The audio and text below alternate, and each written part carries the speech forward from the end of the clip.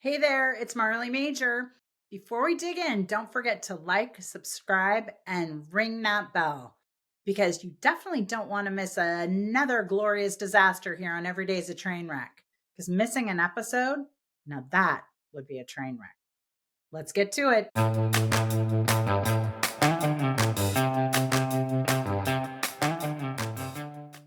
Hello, everybody, and welcome to another episode of Every Day's a Train Wreck with your host, Marley Major. And I am so excited that we've got our bride, Ashley, our expat, who's from La La Land, but who's getting married in London. And this is episode 2 of kind of the chronicles of being a bride, living abroad, planning when your family is not right there with you. But may I say, when you have a fabulous planner supporting you, and we're chronicling the whole journey. Ashley is getting married next May 2026. And so this is episode 2. And we're going to focus on vision, budget, and reality check. So, Miss Ashley, welcome to the show. You knocked it out of the park for the first episode. People were loving the content. And I can't decide if they like just the dirt factor of like, oh, this is cool. Let's just see what this girl like goes through, or if it's, hey, I'm actually planning my wedding and these are great tips, because I mean, we know that's the case, but you get it. So what'd you think after your first taping? It's fun to kind of talk through the process. I think we've made a lot of decisions somewhat quickly. Yeah. It's kind of fun to kind of go through how we made those decisions and reaffirm that they were, I think, the right decisions. Yeah. And So you're yeah. still engaged after the first one, right? I mean, we didn't Yeah. totally mess anything up. Yeah. Did it get So close? no. Okay. Okay, one of those views was Matt, so Wait, what? Oh, Matt shared he's the whole family seen it, so oh, yay. Okay. But did he like it or no? yes. I Oh, think good. it got the approval.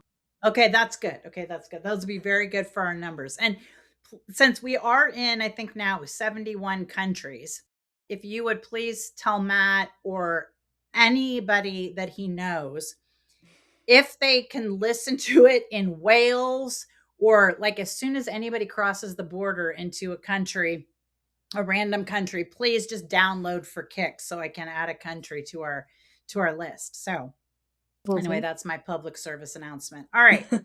So we are going to jump in and talk about budget, because I wanted this whole series to be, yes, I wanted to interview you because you and I are working on this together, of course, with your sweet mom.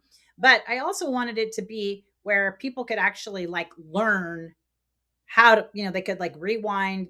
People could share with a friend. In fact, I encourage people to share it with anybody who's getting married or is about to get engaged, because there are like really practical tips in here. So let's kind of talk about setting the budget. How did you guys, I'm not going to ask you specifically what the budget is, but how did you do that these days? Because there's so many, I mean, there are literally a million ways you can go, right? I mean, traditionally, of course, the bride's family paid for everything, but that's often when the bride is 22. And, it's a completely different story now. And you have a great job and work and are not 22.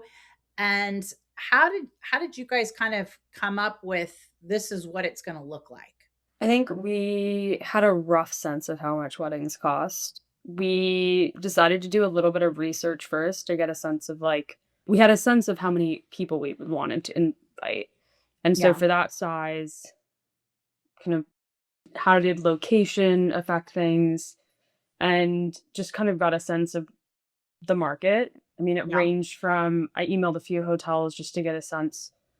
Some quoted me a minimum like 2-night buyout, like £200,000 a night minimum spend, which is Yeah. just astronomical. Yeah. And then Yeah. others were saying the grounds cost less than 10,000, but you have to bring in your own staff and kitchen and all Yeah. of these different things you have to price out. And then tents can really range as well, or marquees. Yeah. So we kind of just got a sense and then decided, I think we didn't want the budget to limit us, but we also we didn't want to overspend on something if we didn't need to.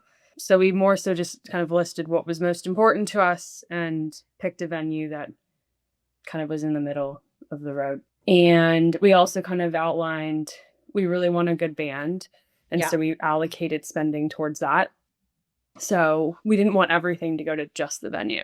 That Yes. was important. I think that's crucial because at first, at least when I first meet with clients, everything is so overwhelming, right? Like it, Mhm. especially when you start gathering prices and it can seem like, oh, okay, this is doable until you talk to somebody like me or, Mhm. you know, somebody's in the business who's going, whoa, whoa, whoa. Just like you said, you know, well, there, you might not have the 200,000 pound buyout a night, but at something else looks, wow, that looks a lot lower. But then you've got to bring everything in. And what people don't realize is like in LA, so many times people are like, oh, I'm going to have the wedding at home and have it in my parents' garden. And like, that's Mhm. amazing. It's personal. It's awesome. But what Mhm. people don't realize is you are recreating a ballroom basically, or you're basically like building a hotel practically in your Mhm. backyard, right? Because you have to bring in all the restrooms and you have to bring in the kitchen and all the logistics and the generators so that power doesn't go out. And then you're talking about tents or marquees there. And here, you know, tents in Southern California, tents are a dime a dozen. Now, they're not all dime a dozen in terms of quality, but we can get tents all day long. Now, this is where a planner is going to come in, where they're going to tell you, hey, you want to have the poles of the tent wrapped in V-Line because otherwise they're going to look like these nasty kind of metal poles, you know, or, and what's the quality type of the tent because they are not all the same. Some of them are white, but they're like white with mildew stains on them because the company is not particularly reputable. And so you'll be like, oh my gosh, it's so much cheaper with this rental company. And you're like, yeah, go take a look at the stuff or take a look at the wooden chairs that are all chipped, you know, and that kind of stuff matters. But I think that was really great working with you was you guys were really clear about where you wanted to spend money and where you Mhm. were like, not as big a deal. Now, one other place that at least I hear through the grapevine that you are looking to spend money is on the dress. Is that Mhm. right? Yes. Yes. See, yours truly here, having been married twice and, you know, shows no sign of stopping, just like the winter snow. I would get married on a, you know, on a porch if I had to, if it meant I could still have a good dress. So I'm with you as far as that goes. I have never been one of those people who can go to the vintage store and like find something amazing and feel really good about it for something as important as a wedding. I know it's completely the trend and people some people are really really good at it. It is not me. Mhm. So, okay, so we know that band is really important and we know that dress is really important. What else was really important to you? We wanted a venue that was naturally pretty, so we Yes. wouldn't have to spend a ton on decor. So I really want a good after party. Yes. Okay. That was I remember that too. So it's Yeah. kind of for you, it's about the whole experience plus your experience in the dress. That's the net Yeah, net. exactly. Okay. Like, the food doesn't have to be great. Drinks should be good. Drinks should Yeah. be good too. Okay. And now also Ashley is about 95 pounds soaking wet. So you will never ever hear me say the food doesn't have to be good because I will be like, I am always starving. Okay. However, Ashley, so if you're going to go to Ashley's wedding, you're going to want to bring your own sandwich because as they say, Ashley's going to We look good in will her have dress. food. She's gonna have food. I'm just letting you know that I'm gonna be packing my own sandwich. But no, seriously. But it really does help. And then you kind of build the Mhm. budget around that. So when you were talking to when we initially were meeting, and then it's like the planner gets the data dump from the bride. So let's pretend somebody's listening to this who's a bride and who doesn't hire a wedding planner, right? Let's say they're doing it just with their sister. And so if the sister is going to play planner, then what you do is you just take out that Excel spreadsheet and you start, you know, you can find from Chat GPT or you can find from the internet all the different components of a wedding and put that on the spreadsheet. And then what I think helps is you kind of highlight the key pieces that are the most important so that you don't lose sight of those. And what's important is that the whole spreadsheet can't be highlighted, right? So you're going to highlight and then that way you know you can have a range. You can have one Mhm. column that's low, one column that's high, and maybe you know a middle column that's kind of like the most likely where it's going to land, so that you can have totals, and and then keep coming back to these are the key pieces. And so if you have to cut, you know, you can cut in a certain place because some people are absolutely obsessed with millions and millions and millions of flowers. And I am a big gardener. I love flowers more than anything.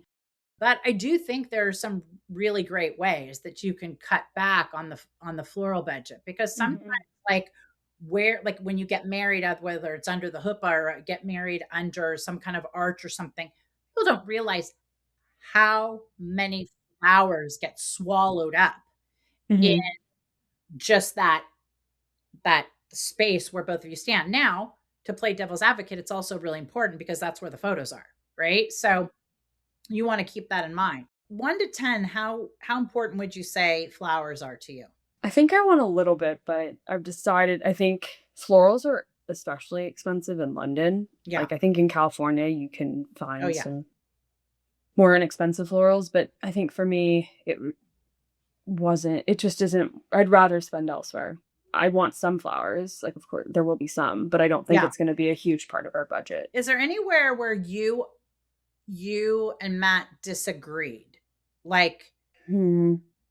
don't tell me he disagrees on the dress, because then I'll take care of him on my No, own. he gets that. Like, did he say, "Oh, Ashley, we don't want to spend that much on a band," or was he like, No, "Okay, he's the no"? one who's pushing the band. Oh, really? Okay, got it. Well, he has seen this band perform, so I think he was really keen to book them.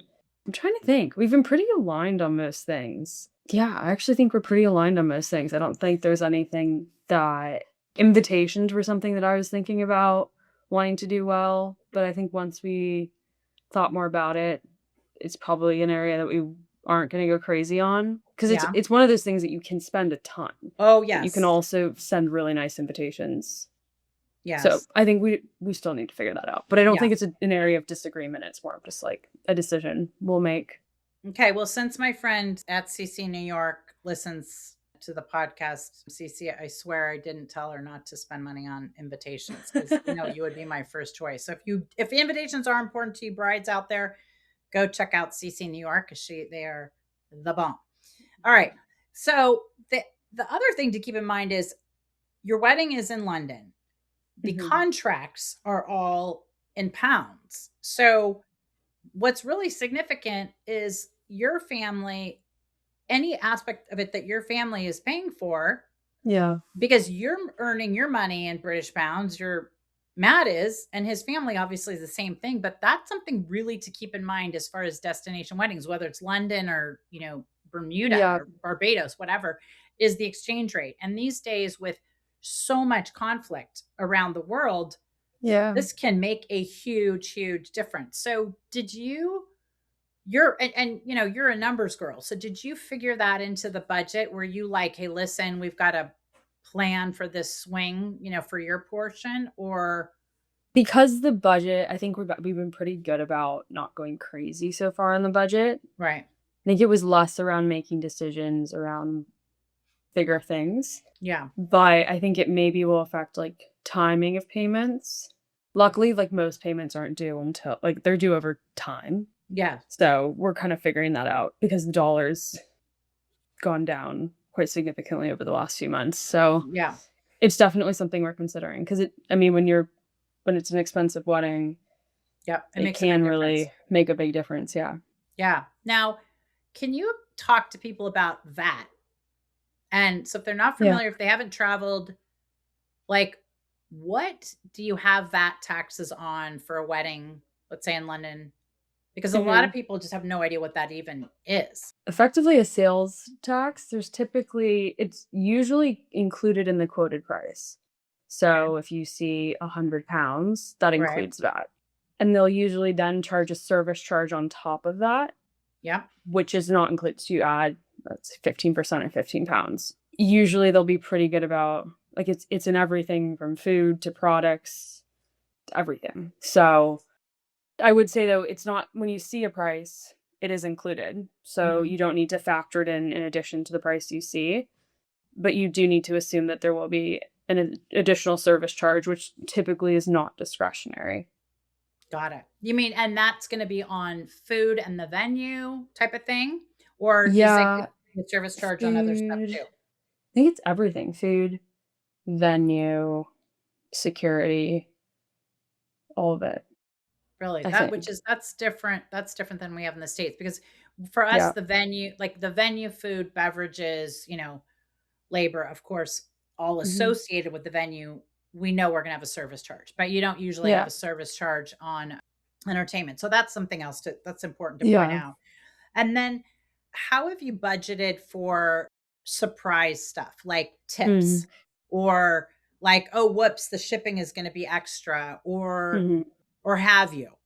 We haven't really. We're trying to be like, for example, we in speaking with the venue, found out that there might be like, basically, they use a third party to run their AV system. Which is very And common. That I should underscore. That's very common, by the way, even in the US.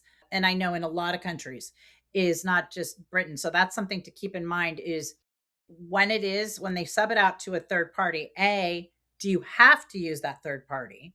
B, if you can bring in your own, sometimes you can save money. You just want to make sure you bring in a reputable one, but you also want to make sure that that the venue doesn't say something like, "Oh yeah, you can bring in your own AV," but then there's a buyout to not use their yeah. AV, and then plus you have your regular AV. So that's what I would consider some comes in under surprises. And we're still Mhm. speaking of surprises, we're still not saying where the venue is, but we will get to that on another episode. Are they telling you that you have to use their AV? Well, they said it's there, and if you wanna use it, you have to pay an additional fee for it, and to find out what that fee is, you need to connect with their third party. Hmm. And the band that we're going with has done events at this venue, so we were gonna try to understand from them because they bring all their own equipment, but I Yeah, think we will wanna use, like, ceiling lights, yeah, so we'll probably need to get a quote for that.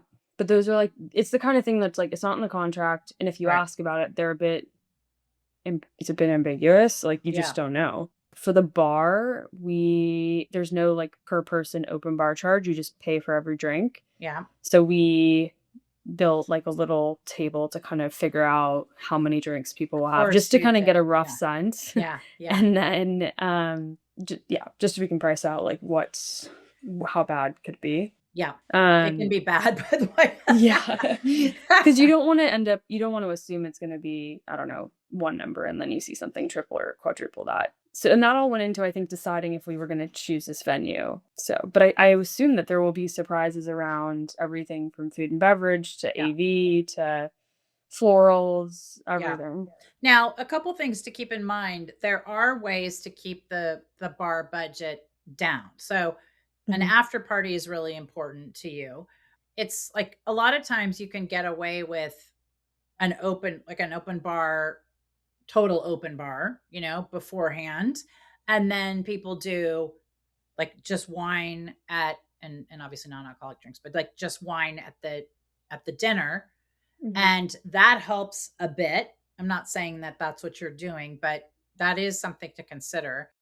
One thing I will just tell you, and I'm sure I'm going to get tons of hate mail, is under no circumstances ever do I think you should have your guests pay for a cash bar. I know you're not doing that, but just Mm-mm. that's like one of those etiquette things that comes up. And I think it's absolutely horrendous.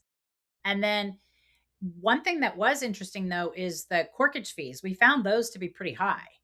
Really high, yeah. And do you Because think that's just they the venue, or do you think that's kind of England or Europe or I don't think it's Europe. I think, it's probably just the hotel. I think they're really trying to encourage you to use their product, and, yeah, like, they're basically saying, "Sure, you can bring your own, but it's not cheaper." yeah. Um, Exactly. If you're gonna do it, it's not gonna be cheaper and it's gonna be a pain in the neck. Yeah. yeah, they don't offer a ton of options on food and champagne. It's nice, I think, but Yeah.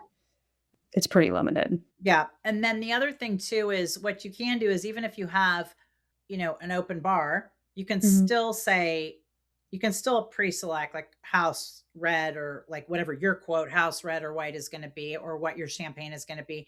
And then you can still also put parameters in there like people cannot order shots of like sometimes it's shots of anything, right? That can mhm, really help because you get somebody who's on the wedding circuit who knows how to do this and it's like, oh, it's an open bar. Awesome. I'll have XYZ number shots of 1942 or something that's even a lot more expensive than that. And that's where it starts mhm. really getting up there. And then you can Yeah. also do specialty cocktails if you want people to have let's say, something with vodka, something with tequila, but not have it completely go crazy. That's going to ultimately cut down a Mhm. little bit. And were there anything that like Matt's parents said was really important to them that you wanted Mhm. to incorporate or not yet? Um, I think that's a good question. Not yet, really. I think it's mostly just been we all want it to be like a pretty seamless evening. Yeah. So, like questions around where the ceremony will be and how that and getting to the venue or reception Yeah. because they are at two different locations. Yeah. And That's traffic gonna in London is a big thing. And that is yeah. where there are going to be surprise costs for sure. Yeah.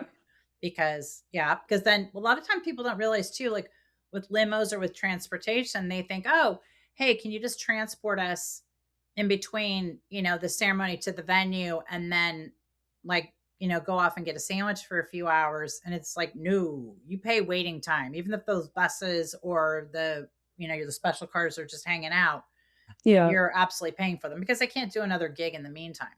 So that Right. can kind of go in the category of expenses. I mean, excuse me, of Mhm. surprise expenses. Is your count so far staying pretty true to what you thought it was going to be originally, or have you adjusted that at all to fit the budget? We originally started with just like, let's just make a guest list and see how many people we put on this. Right. We went through it a few times, combed it, added some people, removed some people, and then we kind of got it to a place of we had two versions. One was like, if we want to keep this smaller, what does it look like? And then Yeah. the other was if we invite everyone we really want to invite. Right. I think we're gonna go with because the venue like originally we were looking at a few venues that had numbers restrictions, Yeah. and that was the rationale behind the kind of slimmer list. But I think given it's in London and a lot of our guests are gonna be flying in, I think there's a high probability that we won't get like, our acceptance rate could be lower than Yeah. normal. So I think we'll try to include Yeah. everyone we can. Those are the cases where I always say freaking invite them all because you Yeah, get massive credit for inviting them. And the family of four isn't going to travel. So that's, yay, they're yeah, included. And so yeah. that's pretty cool. Now, what do you think about Instagram or Pinterest? And that's one of the things we're going to be kind of unleashing through this as this podcast goes is releasing your Pinterest board and stuff like that. What do you think about Instagram and Pinterest in terms of how they've influenced you and your planning? Or has TikTok influenced you? Or like what else has influenced you or not influenced you in terms of social media? It's a good question. I think I like being from California originally, I mean, I've been to a lot of different weddings, but I kinda had a vision for what I thought my wedding would look like, but then being in England, I kinda wanted to expand the options and have a vision for what something different could look like. So Yeah. that's where I really turned to Pinterest and TikTok, and I'd put in everything from, like, city wedding to, like, stuff like that. Yeah. And I started to kind of get a sense of what I really liked, and I think that also helped inform, like, the venue choice, Yeah. as well as helping me kind of figure out in terms of decor what I really wanted and what mattered. Right. And kind of really forming a vision for the day Yeah. and the dress and everything. So, yeah, I think Pinterest and TikTok have been really helpful for me. And then how have you used, if you have, how have you used ChatGPT? Or not necessarily just ChatGPT, but I should say AI. I've asked it, like, for cost estimates. Yeah. I asked it an insurance question. Oh, good. Okay. And it was kinda helpful, but not that helpful. I don't know if it really knows much about insurance for weddings, or events. And then Did it help you create your table for your drinks, like how much people were going to drink or any of that no, stuff? that was just me That playing was around just with you, I your, created different types of guests with different drinking oh, there you go. Okay. tendencies. Algorithms. Yeah. Okay. I love it. I mean, even for, like I was looking at venues in the Cotswolds, and I was like, "What are hotels near this Right. venue? Right. What cities can I stay in?" And the answer was like, "All hotels are 30 minutes from your venue." And I was like, Yeah. "Okay, then that's not gonna work," instead of Yeah. spending time on Google Maps.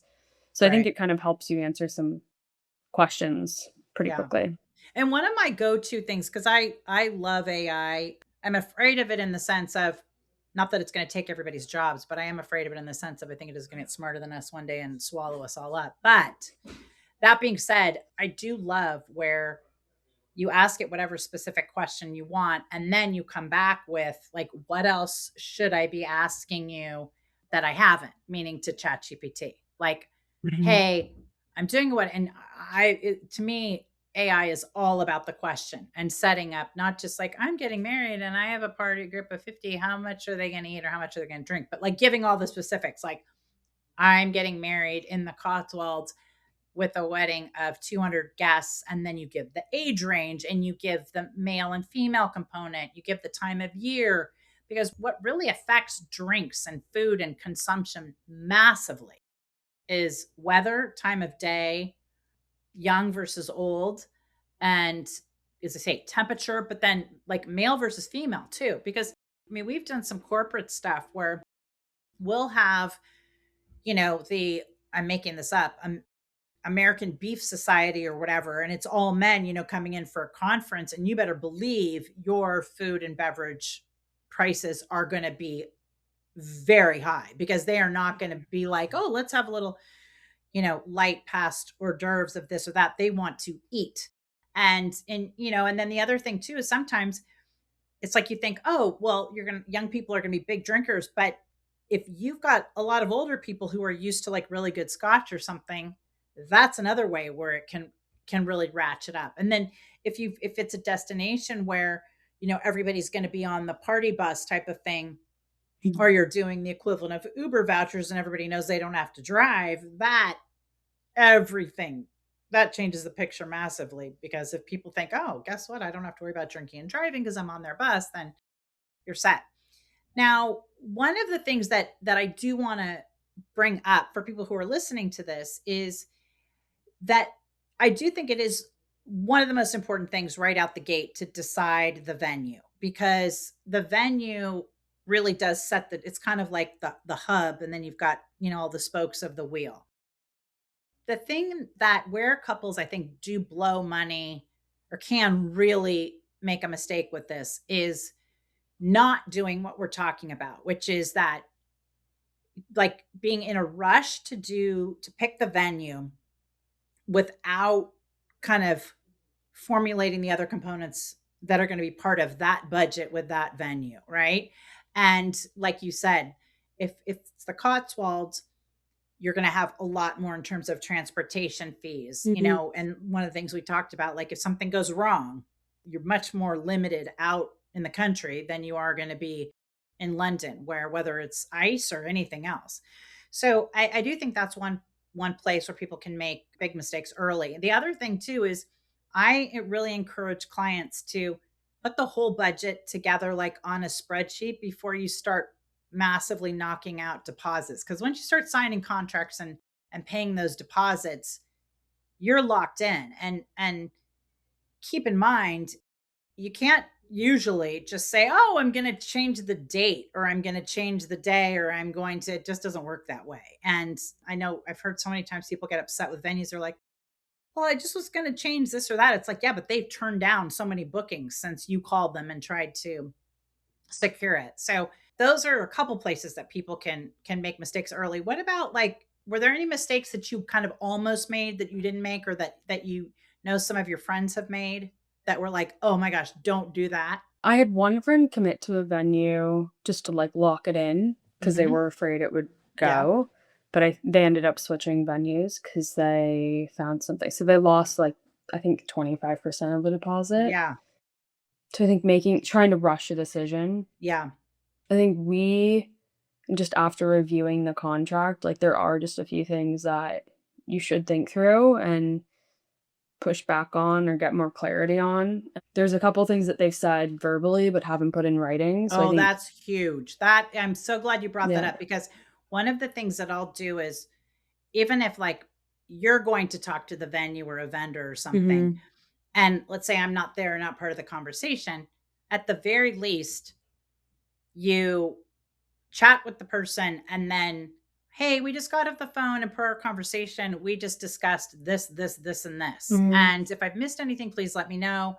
Otherwise, are we good to go? Because so much gets lost in translation. No joke. Is you hear it one way, they hear it another way, and then there's vernacular with respect to events like load in and strike and stuff like that that the average person isn't used Mhm. to dealing with. And or let's not forget too is sometimes you're talking to a planner and that planner's then not with the venue anymore, right? And you could have had a great relationship with them for 6 months, and then all of a sudden they switch over and the new planner or the new GM or the hotel's bought out and they're like, oh, we don't have anything on that. So no matter what it is, how insignificant it seems to you, is get it in writing, even if it's just in an email, or even if Yeah. it's just if you're texting about something. And the other thing too, I always Mhm. recommend is that you forward the text to yourself and then just say, hey, this is what we were texting about, this, and this, and we confirmed this, and this Mm. at this price, you know, with no extra tax or surcharge or minimums. But in terms of pricing, that's one of the things I always ask, like, what's the minimum? What's the shipping charge? Like, are there any extra setup fees? Those are Mhm. kind of just in general. And that's another great place I think you can use AI where you can say, hey, what should I be asking that I'm not? Or like what are some hidden costs that I should look out for? And the other thing is remember that just by asking a venue or asking somebody to clarify a price or ask them if they can lower it, it doesn't mean you're cheap. It just means you're smart. And they can always say no, but it doesn't hurt to ask. And sometimes they'll say, "Yeah, I'll waive the room fee." There's some places that they really can waive things. And so I think it doesn't hurt to ask. Mhm. So, what's on your mind that you want to that you're kind of like, "Oh, I got to get that done." Like what because you're a little more than a year out. You got a lot Yeah. of things knocked out early on, which is great. Yeah. But what's keeping you up at night these days? I think it's just locking everything in. Like, we have a or hold on the hotel or the Mhm. venue. Yeah. The band, we need to pay like, we just need to pay deposits to Yeah. everyone, which I think we're ready to do, Yeah. but it's just kind of making sure that all the pieces are in place because Yeah. you obviously don't wanna pay the band until you've secured the venue, Exactly. and you don't wanna secure the transportation from Correct. the ceremony to the reception Right. until the ceremony place is confirmed and you have the deposit there. So it's kind of getting everything in a somewhat organized sequence Yeah. locked in. And then also the piece of you don't wanna give the band the deposit only to find out because, like, in the States, we call them Mhm. riders, right? And in Southern California, you always hear about, like, J Lo as a rider where she can't have blue M&Ms. I'm making that one up, but you hear about Mhm. these crazy things. But that happens with regular bands, where they're like part of their rider is that they're all vegan. They're going to have XYZ food delivered at this time. They're going to Yeah. this kind of bottled water, this amount, this, Yeah. or this size green room. Those riders can go till the cows come home. So you definitely want to Yeah. make sure that you see the riders and also, like in your case, the AV. Because the other thing Mhm. is, or another thing to keep in mind, like in certain parts of the states, you know, and it could be in California, some venues can have it and some can't, where you've got union workers, right? So that is so important because let's say it is the band says, yeah, we have the AV company that we use all the time. And the AV company gives them a bid, but then the planner or somebody, and this is a great time to like where you can lean on a planner. But is there a charge? Like, will the venue allow that? And if they will allow an outside company, like if they're a union venue, then how is that going to affect the price? Right. Because sometimes Yeah. the AV company, they are allowed to bring the stuff to the venue, but then the venue has to take it from XYZ spot to the next spot. It's just everybody's got different rules. So those are kind of some of the gotcha clauses. But well, I think this is cool. The other thing I would say to people, you're really organized, but if somebody is kind of not sure where to start and it feels like, oh my gosh, I have like all these contracts to sign and payments to make and everything is create that spreadsheet. And like we have spreadsheets for our clients where it's like the deposit amount, the deposit is due, was it paid, when is the balance due? And it is totally customary for all these payments in full, unless you get very lucky, to be made Mhm. absolutely well before the date. So you're not going to get away with, at least in my experience, you're not going to get away with, oh, can we just pay like as it gets closer or after the event? No, Mhm. everybody's going to have you pay in full well before you step foot at that rehearsal dinner. So, Yeah. all right. Anything else you want to toss out? Yeah, the picking the venue, I think, was just the key thing for us. I think Yeah. it was anchored really everything, and I think even just exploring all of the venues Yeah. really helped you get us get a sense of price and Yeah. kind of form a budget. Because I Yeah. think it's hard to really conceptualize what the budget should even start at Right. without kind of understanding where venues start Yeah. for how many people you have. So, yeah. And they I aren't apples to apples. That's the other thing. Like I'm a total numbers girl and I love it, but sometimes I will even take a pencil and a piece of paper and be like, Mhm. venue fee. And then because some places bundle it all into one. Mhm. Some people have it all as different line items. There's like a security charge and a this charge and a that charge and a load in charge and a, all that Yeah. stuff. And so sometimes it's, line item by line item. Sometimes it's all bundled. And sometimes it's like, you don't know if you don't ask, and then it just gets added Mhm. on. So, Yeah. and then these days, I don't know what they're doing in London. I'm sure I'll find out very quickly, but we have like 3.5%, 4% credit card fees now are customary here Mhm. for events. And in the old days, we used to always have to absorb those, right, for clients. But these days, now people are tacking them on, and that can get really hefty. So if you say, "Hey, listen, this is great because I'm going to have points, for my Amex," but you got to make sure if you're paying 3.5%, usually the points aren't worth it. So Yeah. anyway, keep that in mind. All right, Miss Ashley. Well, thanks for another great podcast on budget. And next one, episode 3 for Ashley's glamorous London wedding, will all be about securing that venue in another country, all the deep dive into that, and more just on like what to look for and how to pick your vibe. So this was a fun one. Ashley, you're a great sport. And as a reminder, if you haven't subscribed to the podcast, please subscribe. Please make sure you're notified about when a new episode drops, which is every Wednesday.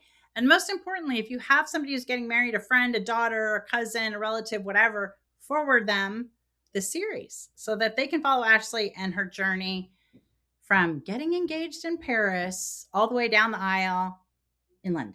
All right. So I'm Marley Major signing off with Ashley on another episode of Every Day's a Train Wreck. And we will see you next week. And Ashley will see you next month. Thank you. Bye. Okay. Bye.